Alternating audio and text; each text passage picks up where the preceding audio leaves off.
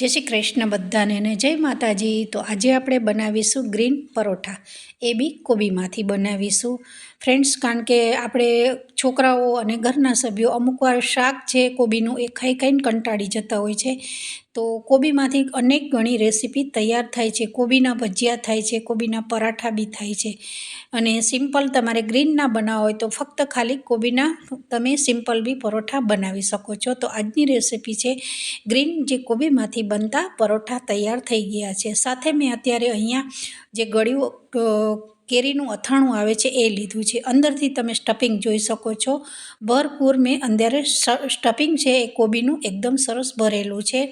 अने कोबीना पराठामां जे बहारनुं निकળી जाय जे एनुं स्टफिंग है ये माटे आप एक ट्रीक साथे आपणे आ परोठा ने तैयार करीशुं। अने आ परोठा में ट्रायंगल शेप में बनाव्या छे। तो साथे अथाणा जोड़े आजनी रेसीपी मारी कम्प्लीट तैयार थई गई है। सवारमां तमे जो आ एक फक्त 2 परोठा खाओ एवी तो तमारो आखो दिवस भूख लागती नथी। तो आ आपणे परोठा फक्त एक થોડુંક જ ઘી નાખીને જ આપણે બનાવીએ છીએ, અને ઘીનો એક ઓપ્શન છે। ઘી પસંદ ના હોય તમને તો તમે અહીંયા તેલમાં બી શેકી શકો છો। હવે અહીંયા મેઇન સામગ્રી પરોઠાની મેં તમને બતાવી છે। ઘણી ખરી સામગ્રી છે એ હું ઉમેરીશ, તો વિડીયો સ્કીપ ના કરશો, લાસ્ટ તક જોશો તો જ તમને ખબર પડશે।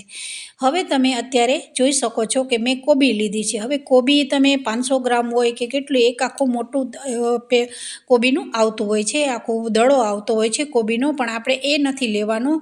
જેટલી ક્વોન્ટિટીમાં તમારા ઘરમાં તમારે પરાઠા બનાવવા હોય એટલી ક્વોન્ટિટીમાં તમારે કોબીને અહીંયા કાપી લેવાની છે।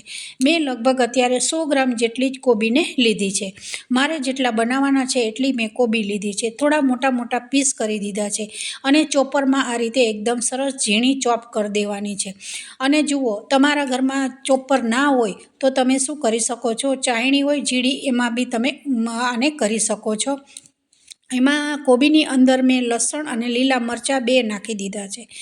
એક કોબીની જોડે જ અત્યારે ચોપ કરી દેવાના છે। હવે મારું આ ચોપર છે એમાં આ રીતે હું સરસ એને ફરીને કરી દઈશ। અને જુઓ, આવી તો ચાળણી બધાના ઘરમાં હોતી જ હોય છે, તો એવું નહીં કે જો તમારા ઘરમાં ચોપર ના હોય તો તમે પરોઠા નહીં બનાવી શકો છો। જો આવી ઝીણી જાડી હોય તો, અથવા મોટી હોય તો થોડી મોટી કોબી આ રીતે કટ કરી લેવાની છે। જુઓ, આસાનીથી સરસ ચોપરમાં એકદમ કોબી છે ઝીણી ચોપ થઈ ગઈ છે।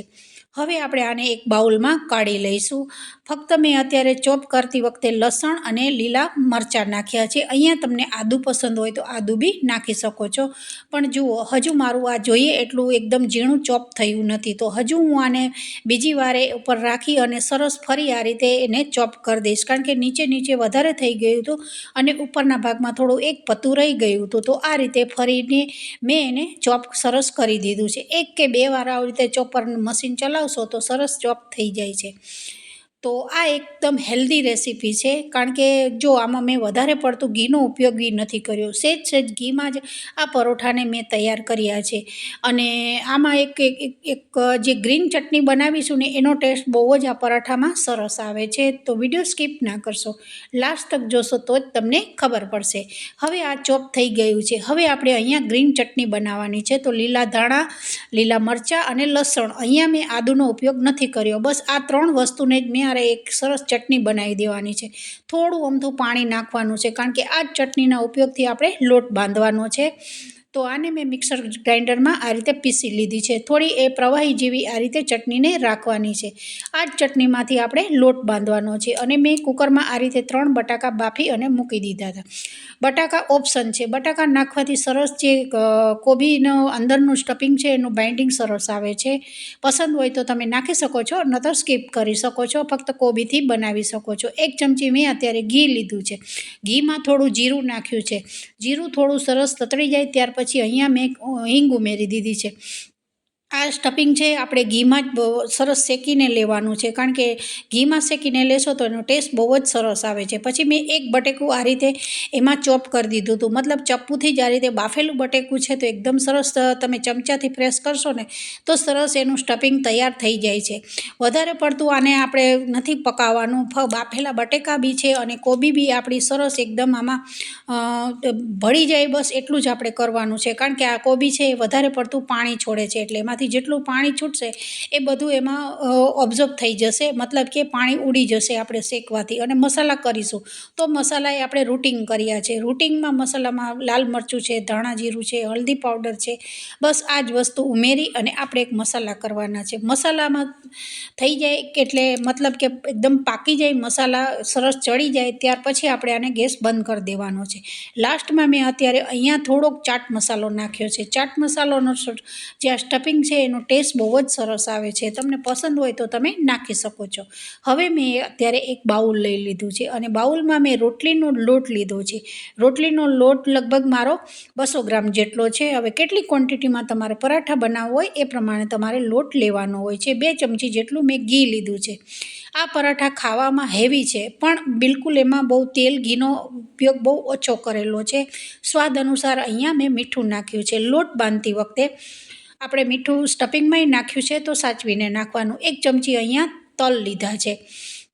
તલ નાખવાથી જે પરાઠા છે એનું ઉપરનું સ્ટફિંગનું પડ છે એ બહુ જ ક્રિસ્પી બને છે. તમે જેમ શેકતા જશો એમ સરસ ક્રિસ્પી બને છે. અને અહીંયા ચપટીક જેટલો મેં અહીંયા અજમો લઈ લીધો છે. હવે આ મોયણ અને અજમો અને જે આપણે તલ નાખ્યા છે એ બધું વસ્તુને થોડું લોટમાં મિક્સ કરી દેવાનું છે. સારું એવું મિક્સ કરી દેશો પછી આપણે અહીંયા લોટ બાંધવાનો છે. આ લોટને આપણે ગ્રીન બનાવવાનો છે. હવે જે મેં ચટણી એક બાઉલમાં કાઢી લીધી હતી, જે પ્રવાહી જેવી બનાવી છે, લીલા ધાણાની બનાવેલી છે. હવે આપણે આ ચટણીથી જ આપણે લોટ બાંધી દેવાનો છે, કોઈ અલગથી પાણી લેવાનું નથી. તો જુઓ અત્યારે મારે અહીંયા થોડુંક ચટણી થોડી ખૂટી ગઈ હતી પાણી, મતલબ તો જુઓ આ બાઉલમાં અત્યારે જેટલું ગ્રીન કલર ચોટેલો છે એ બધું એક પાણી નાખી અને ફરી હું આ રીતે બાઉલમાં લઈ લઈશ તો મારો આસાનીથી સરસ લોટ બંધાઈ જશે.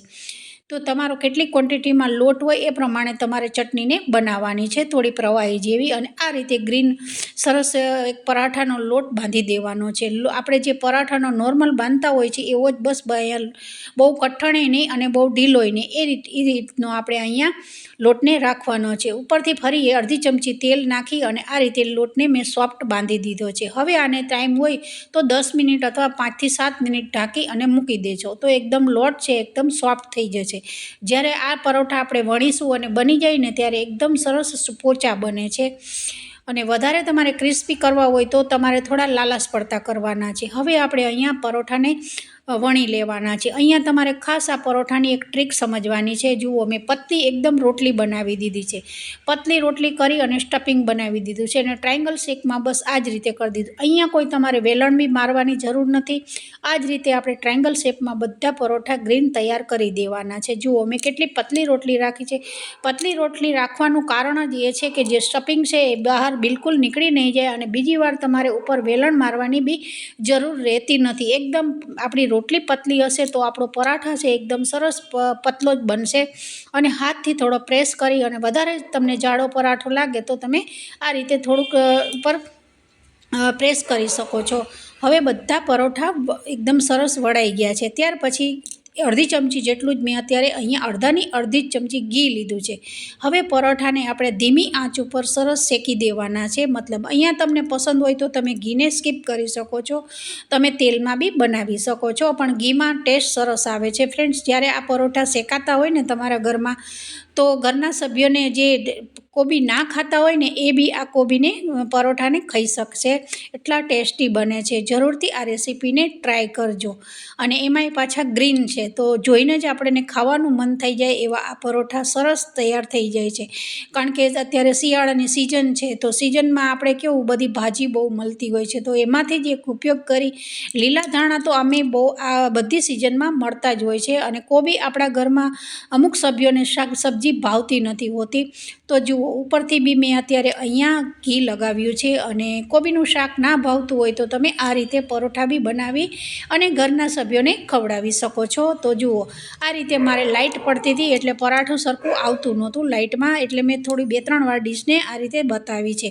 ત્યાર પછી ફરી મેં અડધી ચમચી જેટલું ઘી નાખી દીધું છે. હવે બીજું પરોઠાને આપણે શેકી દેવાનું છે.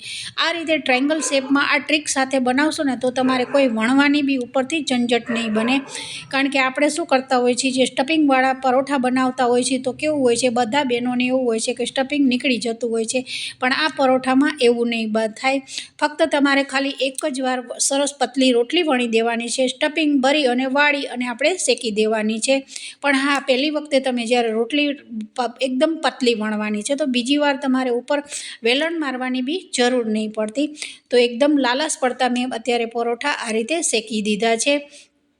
આ પરોઠા સવારમાં ચા નાસ્તા જોડે અથવા સાંજે બી તમે એકદમ આ દહીં જોડે બી, મલાઈવાળું અમૂલનું દહીં આવે છે એની જોડે આ પરોઠા બહુ જ સરસ લાગે છે. તો જરૂરથી ટ્રાય કરજો. અથાણા સાથે ઘણી બધા ઓપ્શન છે અને જે આ પરોઠા ખાવા માટે. તો આજની રેસીપી મારી તૈયાર થઈ ગઈ છે. જે એકદમ કોબી જેને ના ભાવતી હોય એ બી આ કોબીના પરોઠા સરસ આસાનીથી ખાઈ શકશે, કે એકના જગ્યાએ 4 પરોઠા ખાવાનું માંગશે, એટલા ટેસ્ટી પરોઠા તૈયાર થઈ જાય છે. અને સાથે મેં અત્યારે અહીંયા જે ગળ્યું જે કેરીનું અથાણું આવે છે એ લીધું છે. તો જરૂરથી આ રેસીપીને ટ્રાય કરજો અને ટ્રાય કર્યા પછી કેવી લાગી એ જરૂરથી કમેન્ટ કરીને બતાવજો. ઓર હા, વિડીયો જોયા પછી જરૂરથી એક લાઇક કરવાનું ના ભૂલતા. વિડીયો વધારે પસંદ આવી જાય તો સબસ્ક્રાઈબ કરી દેજો. તો બધાને જય શ્રી કૃષ્ણ અને જય માતાજી.